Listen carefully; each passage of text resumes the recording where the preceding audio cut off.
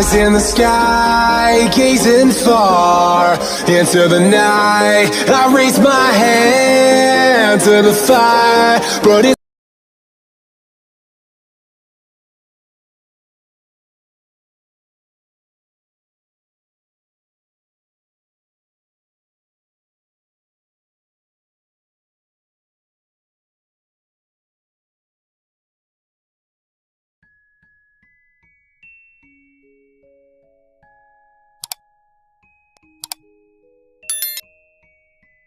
I was at work when I suddenly got a call from an unknown number. I wasn't gonna answer it. It could have been some scam. But then I remember at that time my wife lost her phone and borrowed someone else to call me. So reluctantly I pick it up. Hello? Good morning. Does this phone belong to Mr. John Jungkook? A woman's voice asked. Who's asking? I don't say yes right away.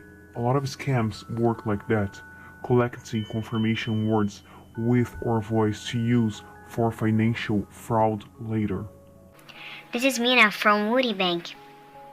I'm calling to inform the account holder, John Jungkook, that a purchase worth $2,000 was made using your credit card, and the payment due date has already passed. Since the payment wasn't made on time, we are trying to contact the card owner to avoid extra fees. Do you know him? Hearing all that shocked me.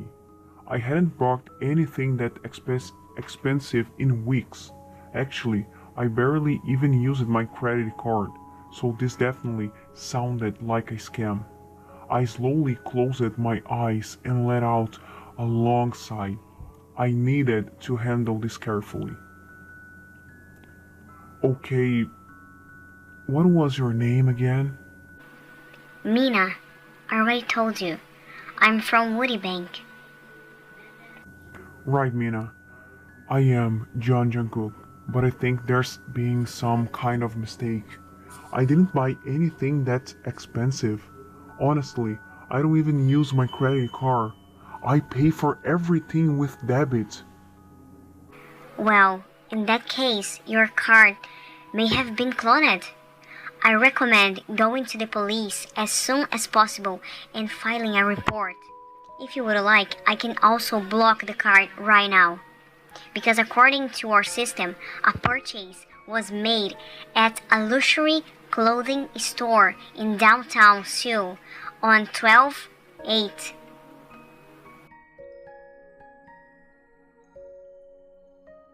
The second she mentioned the date and place, I froze. YN.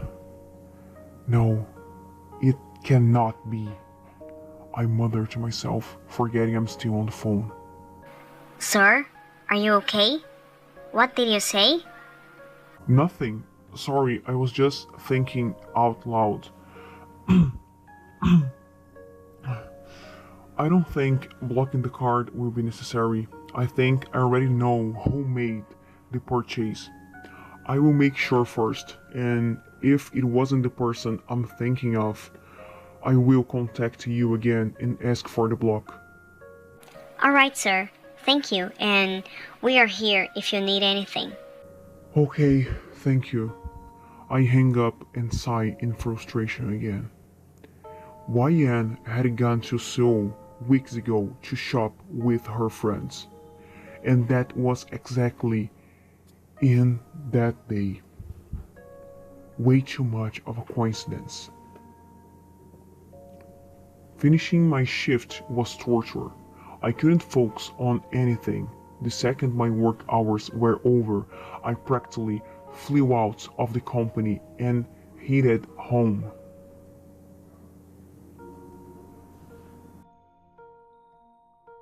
I'm finishing dinner and setting the table when I heard the gates open and the car pull in. I smile. My love is home. I hear the doorknob turn and Jungkook walk in. I run to hug him, but I'm caught off guard when he steps away.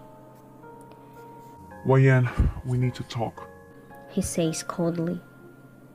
Good evening to you too, huh? What a bit to you, babe. Why are you acting like this? I stand there in the middle of the living room, still holding the kitchen towel, feeling the impact of his tone. Jungkook never comes home like this, never looks at me like this. We always kiss it whenever one of us got home, talk it and laugh it. We need to talk. He repeats, even firmer this way. Those dark bunny eyes lock it onto mine. My heart jumps unconformably in my chest, nervousness crawling down my spine. I swallow hard. Okay, then talk. I try to sound calm, but my voice comes out quieter than I wanted. He runs a hand through his hair, clearly irritated, trying to keep himself under control. Just by looking at him, I already know this isn't gonna be simple. Jungkook only did that when he was really angry. I would barely seen him like this before. I got a call today from the bank. My stomach instantly drops. A cold wave rushes through my body. Oh no. The bank? I managed to ask, even as my hands start sweating. Someone made a purchase with my credit card. A $2,000 purchase. He lets every word fall heavily between us. On December 8th in Seoul.